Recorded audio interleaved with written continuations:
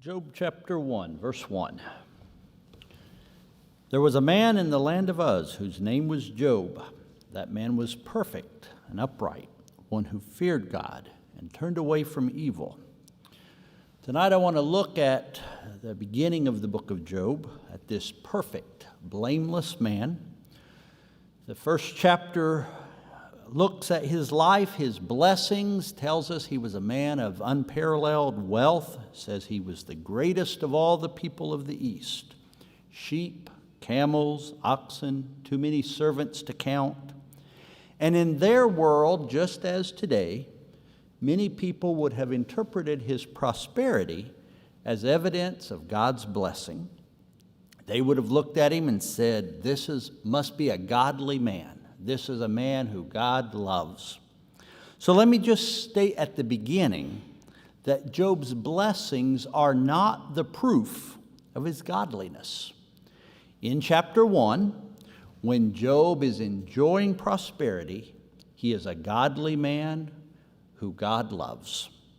But in chapter 3, when Job has lost everything, he is still a godly man who God loves. Don't take the opening paragraph as the proof of Job's righteousness, or you end up on the side of the friends later when he loses everything. The blessings are not the proof that he is a godly man. But this list of his blessings help us to understand how much he suffered as these things one by one are stripped from him. He enjoys great wealth. He enjoys a wonderful family life, 7 sons, 3 daughters. He's respected in the society.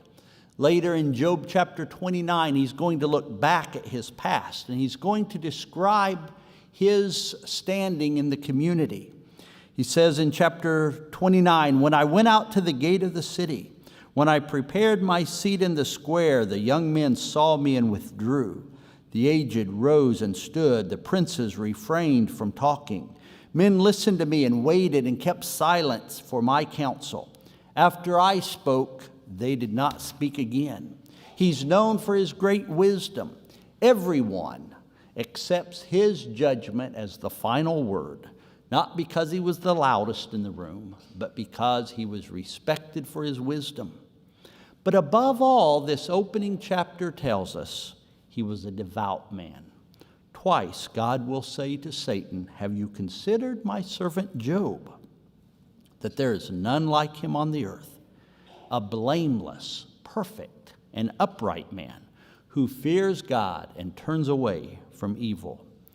When Job loses everything, his friends think Job is suffering because he sinned.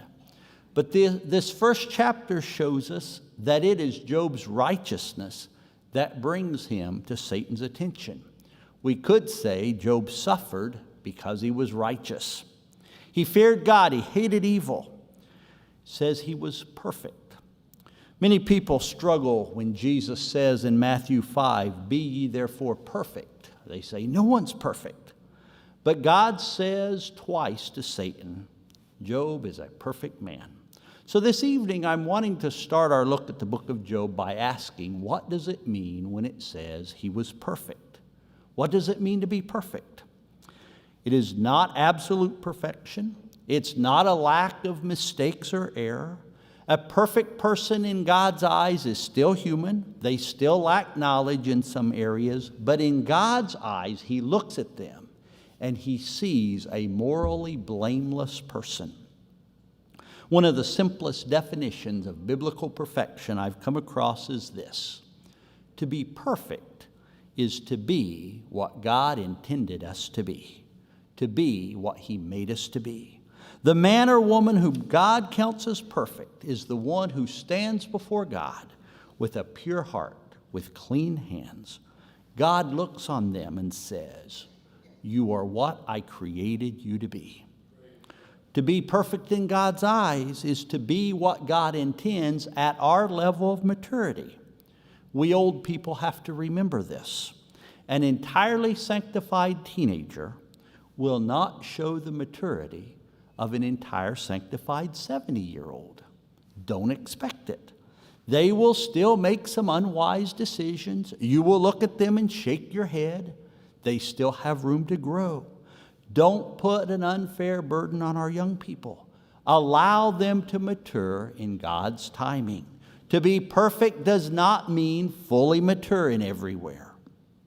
And I should add here, if I were teaching this same lesson to our youth, I would say to them, an entirely sanctified 70-year-old still has room to grow. They will make some unwise decisions. Don't put an unfair burden on our old people. Allow them to mature in God's timing. You see, we are all growing in perfection. Even after we are entirely sanctified, there is still room for growth. So when God says Job was perfect and upright, he is not saying Job has arrived and there's no more room to grow. He is saying, Job is what I created my children to be. I am pleased with him. When we turn to the New Testament, we see a picture, a definition of perfection. Matthew 22. One of them, a lawyer, asked Jesus a question to test him. Teacher, which is the great commandment in the law? And he said to him, you shall love the Lord your God with all your heart, with all your soul, and with all your mind. This is the great and first commandment. And a second is like it. You shall love your neighbor as yourself. On these two commandments depend all the law and the prophets.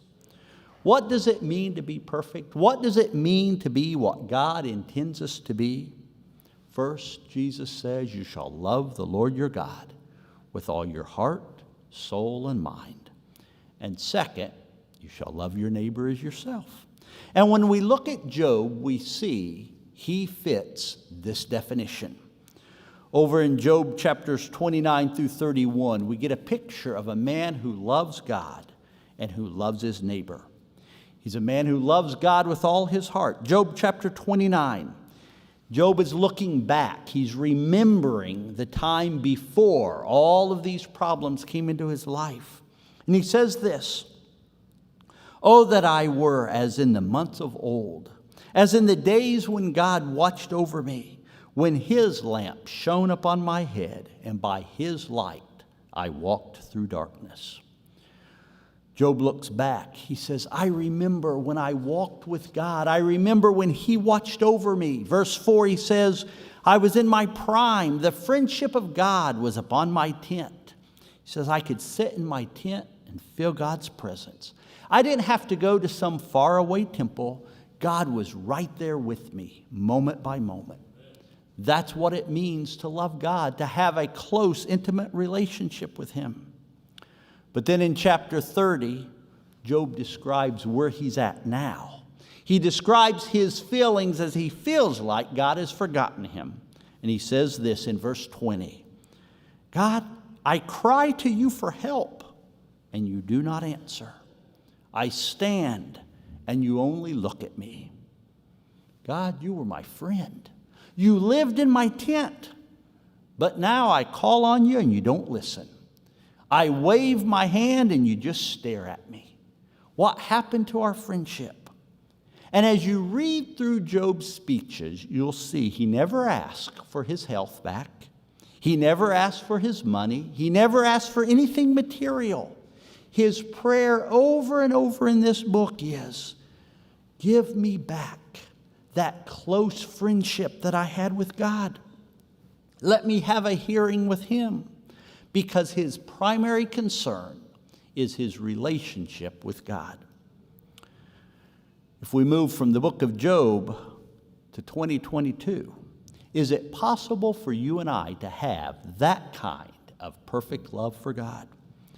Matthew 5, Jesus says, be ye therefore perfect. He's speaking to us, and he says, you and I, ordinary people, can have the kind of close relationship with God that Job enjoyed.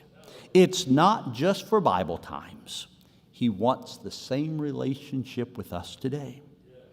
But there's a challenge to that in our world. You see, a close relationship with God takes time. And the busyness of our world can make that difficult. Several years ago, Stacy and Austin rented a cabin so that Sue and I could spend a week in the Smokies for our anniversary. There was no cell phone reception, no internet, and for the first little bit, it was wonderful. And soon, though, I realized how much I want to stay connected to the world.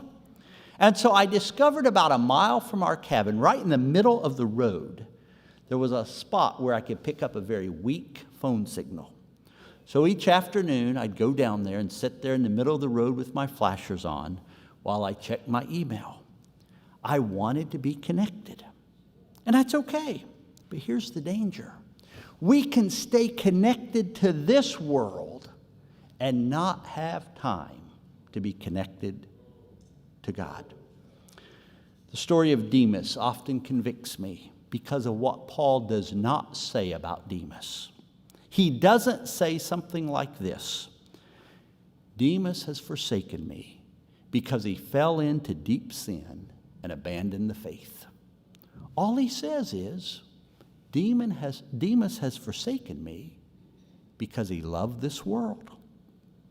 And that's far more frightening to me than if he told us that Demas had fallen into some terrible scandal. Because if it said that, I could comfort myself by saying, well, I'll be careful not to do that. But instead, he simply says, Demas loved this world. And I read that and I think, wait a minute. I kind of like this world too. I like a comfortable house, a dependable car, a good job. And I realize it is easy for me to fall into the trap of Demas, because Demas forsook Paul for nothing more than that he loved this world. This world mattered more to Demas than God's kingdom. To be perfect means to love God with all our heart. God is first in everything. This world does not pull us away from his kingdom. You read the last chapter of Job, you see God restoring things to Job, his health, his family, his wealth. But all of that for Job is just a bonus, because what is most important to Job, what he wanted more than anything, was to know God. And early in that last chapter, when he says, I had heard of you, but now I see you. From that point on, Job is satisfied. He had received what was most important to him. That's what it means to be perfect, to love God supremely. Then being perfect means loving your fellow man. Jesus says, and your neighbor as yourself. And again, when we look at Job, we see someone who loved others as God calls us to love them. Job chapter 31 is Job's testimony of his relationship with those around him. He says he's been morally pure. He says he's treated his workers with justice. He tells us he's cared for the needy.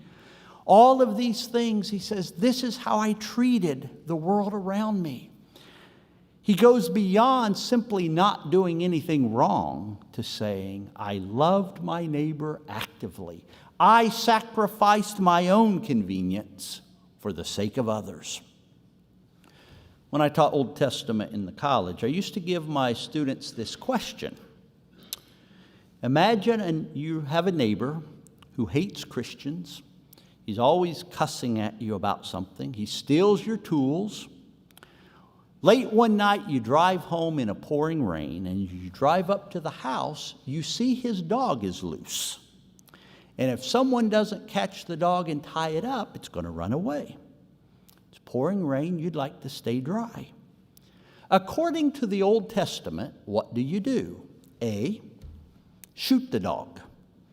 I mean, after all, my neighbor's mean to me, I'll be mean to him. B, mind my own business. I'll just ignore the dog. I don't harm my neighbor. I just take care of myself. Or C, at my own inconvenience for this lousy neighbor who's terrible, catch the dog and return it. Now, I never had a student choose option A.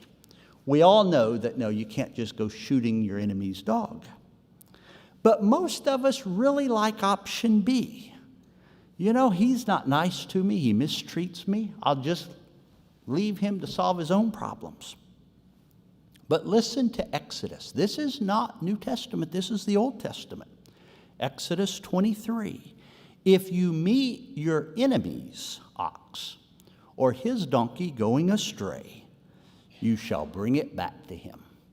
If your enemy's ox is loose, Moses says, you are, as God's people, you are to go out of your way to love your enemy. Even in the Old Testament, love goes beyond doing no wrong. Love actively does good.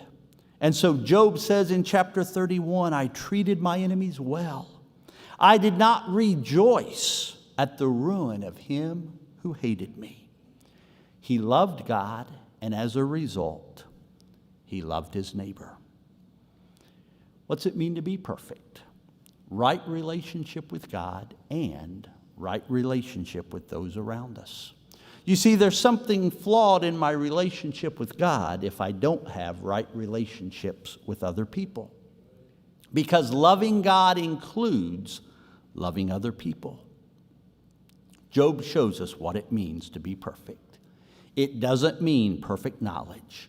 In fact, as we look through Job, we're going to see him make some rather wild accusations about God because he lacks knowledge about the test he's going through. And at the end of the book, he's going to say in chapter 42, I uttered what I did not understand. In other words, what an idiot. I had no idea what I was talking about. He was perfect, but he didn't have perfect knowledge. You want the perfection that Jesus commands? Here's what it means. Love God supremely with your whole heart. Love your neighbor as yourself. When I read Job, I often think of Mrs. Ouyang, an old saint that I met in China. When Mao Zedong was coming to power, Mrs. Ouyang had the opportunity to leave China and come to America. She'd actually got out of the country and was in Hong Kong, and she said as she was praying, God said, I want you to go back. I put you there to serve my church. So she went back to China, spent her entire life serving the house churches, providing Bibles, caring for the families of pastors who were put in prison. I met her when she was old, very poor health. Spent a day with her listening to her tell stories of her life there. And in the afternoon, I asked a very dumb question. I said, you know, Mrs. Ouyang, if you had come to America 50 years ago, you'd have a nice house now. You'd be on Social Security. You'd have good health care. You wouldn't have to worry if the police were going to come search your apartment for Bibles. Do you ever wish you had moved to America when you had the chance? When my translator translated the question, Mrs. Ouyang just kind of exploded. She said, young man, that was nice. Young man, don't you dare feel sorry for me. I am here because I want to be. I love God. I love God's people, and I am right where God put me. That's what it means to be perfect. To love God so much that nothing else matters. And as a result of loving Him, to love our neighbor. To do whatever we can to serve them. To love God, to love others.